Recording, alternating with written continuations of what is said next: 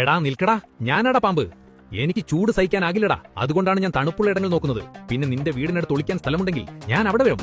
എന്റെ കയ്യിൽ നിന്ന് കടിമേടിച്ചിട്ട് കിടന്ന് മോങ്ങാതെ സിമ്പിളായിട്ട് ചില കാര്യങ്ങൾ ചെയ്താൽ ഞാൻ വരില്ല.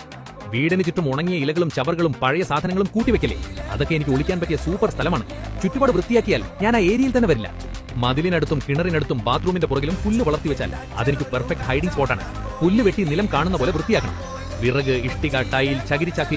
എടാ നിൽക്കടാ, ഞാനടാ പാമ്പ്. എനിക്ക് ചൂട് സഹിക്കാനാകില്ലടാ, അതുകൊണ്ടാണ് ഞാൻ തണുപ്പുള്ള ഇടങ്ങൾ നോക്കുന്നത്. പിന്നെ നിന്റെ വീടിനടുത്ത് ഒളിക്കാൻ സ്ഥലമുണ്ടെങ്കിൽ ഞാൻ അവിടെ വരും. എന്റെ കയ്യിൽ നിന്ന് കടിമേടിച്ചിട്ട് കിടന്ന് മോങ്ങാതെ സിമ്പിളായിട്ട് ചില കാര്യങ്ങൾ ചെയ്താൽ ഞാൻ വരില്ല. വീടിന് ചുറ്റും ഉണങ്ങിയ ഇലകളും ചവറുകളും പഴയ സാധനങ്ങളും കൂട്ടിവെക്കലേ, അതൊക്കെ എനിക്ക് ഒളിക്കാൻ പറ്റിയ സൂപ്പർ സ്ഥലമാണ്. ചുറ്റുപാട് വൃത്തിയാക്കിയാൽ ഞാൻ ആ ഏരിയയിൽ തന്നെ വരില്ല. മതിലിനടുത്തും കിണറിനടുത്തും ബാത്റൂമിന്റെ പുറകിലും പുല്ല് വളർത്തി വെച്ചാൽ അതെനിക്ക് പെർഫെക്റ്റ് ഹൈഡിംഗ് സ്പോട്ടാണ്.